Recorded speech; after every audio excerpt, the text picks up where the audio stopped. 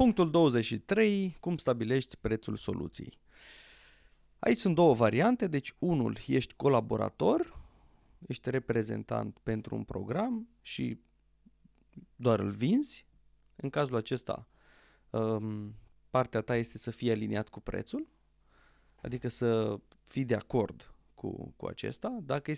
Dacă ți se pare prea scump, să vorbești cu autorul programului și să vezi părerea lui, de ce a stabilit acel preț, să spui și tu părerea ta, pentru că dacă nu ești aliniat și nu accepti valoarea programului raportată la prețul cu care se vinde, atunci vei transmite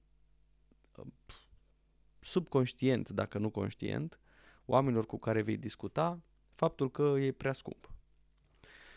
Dacă vinzi produsul tău, deci dacă e vorba de stabilirea unui preț a unui serviciu și nu știi cum să faci asta, categoric vei începe cu o cercetare de piață, adică vei vedea produsele identice sau similare cu al tău pe piață și vei vedea un pic cam care sunt prețurile și vei stabili un interval. Și aici fii atent. Dacă procesul de vânzare este făcut foarte bine, lucrul acesta îți permite să ai mai puține bătăi de cap cu stabilirea prețului. Pentru că, uite, îți dau un exemplu. E vară, mor de cald și vreau să-mi iau un aparat de aer condiționat. Și tu vinzi unul. Și stăm de vorbă. Se întâmplă că stăm de vorbă, îți spun niște întrebări, tu îmi pui niște întrebări, avem o discuție, îmi câștigi încrederea, adică văd că totul are sens în discuția noastră și îmi prezinți câteva variante. Acum, bineînțeles că eu n-am venit de la zero, nu știu absolut nimic despre aerul condiționat, despre aparatele de aer condiționat și ce mi-ai zis tu, iau de bun și gata, cumpăr aerul condiționat. Da, o să-mi fac un pic de research, o să caut un pic pe piață, dar după ce am căutat un pic pe Google, pe YouTube, eu știu, am căutat niște recenzii, ceva, și am discuția cu tine și văd că se leagă totul, atunci, indiferent că o să mă coste 1000 de lei sau 1400 de lei, nu mai are rost să investesc timp, să fac cercetări ulterioare, să aleg aparatul perfect, pentru că nu există aparatul perfect. Dacă ar fi existat, ar fi fost numai el pe piață și n-ar mai fi produs nimeni aparate de aer condiționat. Dar există mai mulți producători, există mai multe variante, deci niciunul nu e perfect și atunci dacă eu în discuția mea cu tine văd că este ceea ce am eu nevoie, nu va fi pentru mine nicio diferență că dau 1000 de lei sau 1400 de lei. Și lucrul acesta este valabil pentru toate produsele și toate serviciile. Gen, vreau să-mi iau o mașină. Dacă e mașina care îmi place și să zicem că mi-am setat bugetul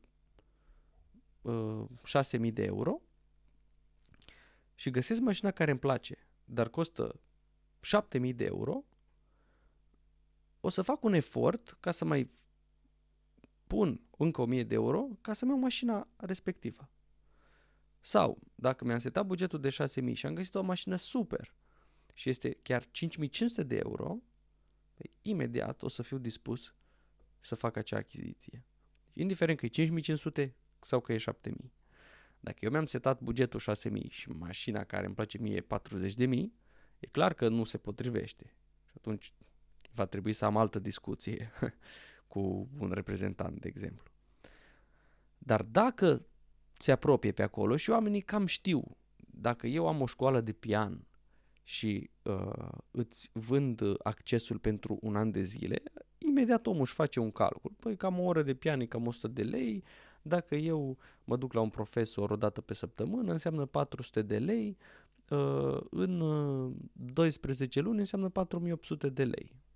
Cam 5.000 de lei aproape, să zicem. Și școala de pian, eu îi fac o ofertă tot de 5.000 de lei, care va fi diferența, e că vor fi avantajele că nu are navetă, are mereu toate materialele, toate lecțiile înregistrate, se poate uita când dorește, la partea asta teoretică. Îmi poate scrie pe WhatsApp în fiecare zi și oricum ne vedem și pe Zoom, adică lucrez și unul la unul ca la un profesor individual. Deci sunt mai multe avantaje, dar la același preț. Și atunci, decizia e clară, gata, mă înscriu în școala ta de pian. Ok? Sau, nu știu, la școala de vânzări. Da? Aceleași informații, dacă în România poate mai greu, că sunt puține, dar dacă fac cursul acesta în Statele Unite sau deci în afară, în altă țară, trebuie să plătesc cel puțin 20.000 de euro, dacă nu chiar 30.000 de euro. Și atunci aici am aceleași informații cu un preț mult mai mic. De ce m-aș duce în altă parte? Pac, gata, am dat banii. Indiferent că dau 1.000, că dau 2.000 de euro, oricum banii ăștia îi fac imediat. Adică am vândut la câțiva clienți și gata, mi-am scos banii. Ok? Deci focusul legat de preț este mai mult de calitatea procesului de vânzare decât prețul în sine. Dacă procesul a fost făcut bine, nu va mai conta atât de mult prețul. Pentru că noi nu vindem un produs sau un serviciu, după cum îți spuneam, vindem un rezultat. Vindem o nevoie împlinită, o problemă rezolvată, un vis devenit realitate.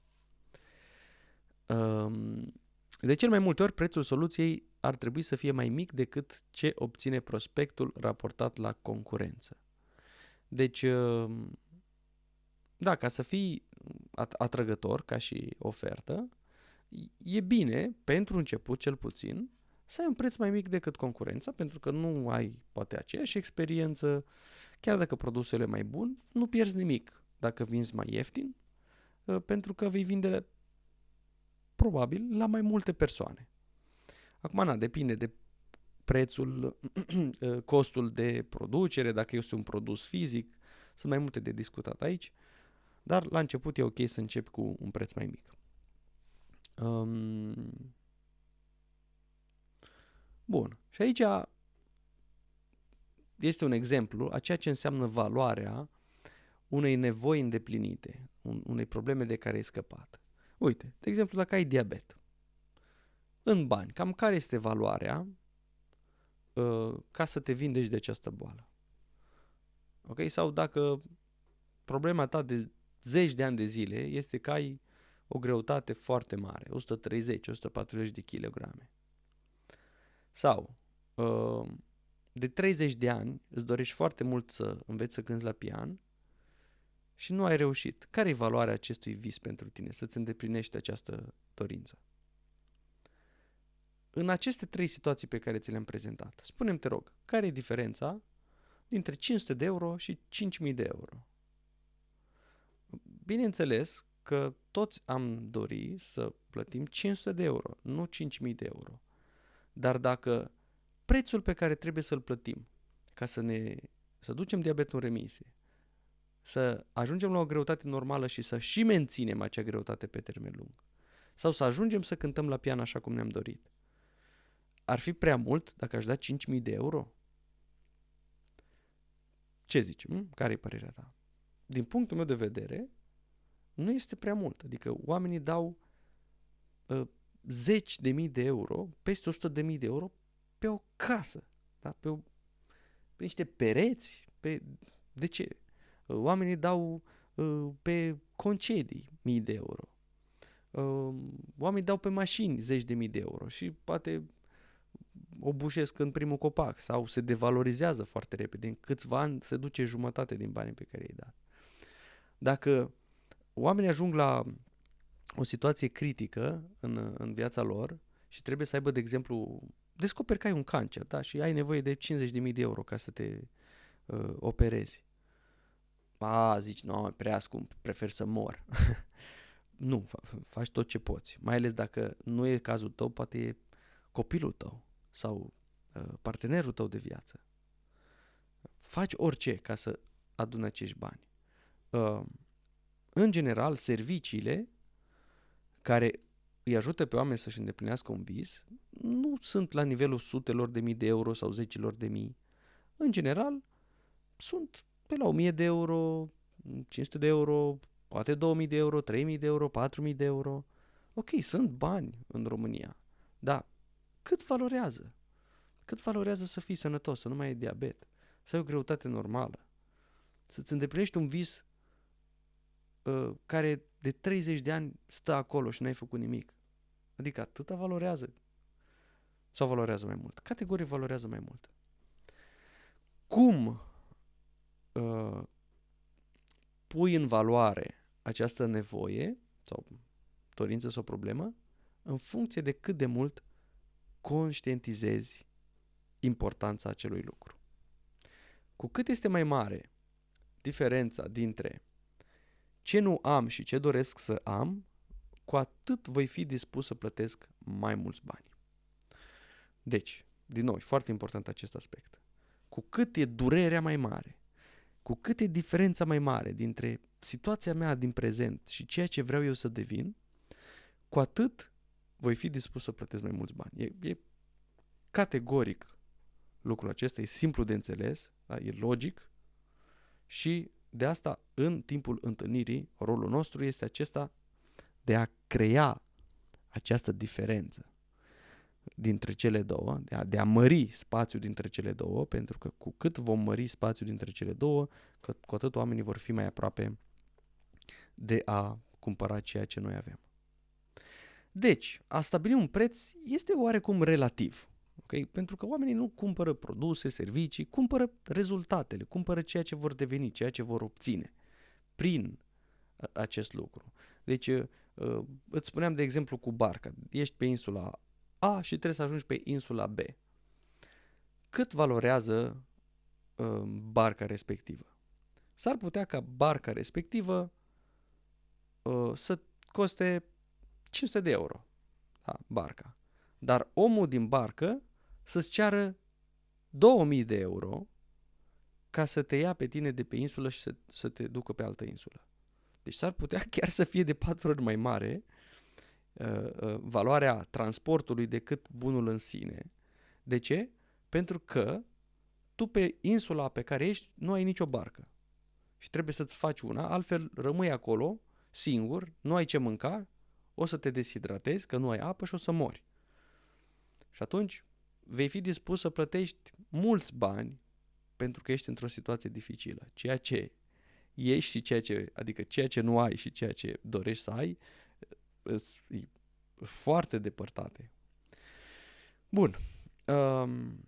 Exemple, da, de cum formulăm acest lucru legat de preț. Curs de pian versus îți îndeplinești visul de a cânta la pian. Sau curs de marketing versus cum să generezi 1000 de contacte noi în fiecare lună. Sau curs despre sănătate. Cum să fii sănătos. Sau cum să scapi de diabet. Cum să duci diabetul în remisie. Ok? Astea sunt. Vezi, pentru un curs poți să ceri 500 de lei. Pentru un curs de sănătate. Câți bani poți să ceri? Uite, un curs despre sănătate. Poți să ceri câteva sute de lei. Atât.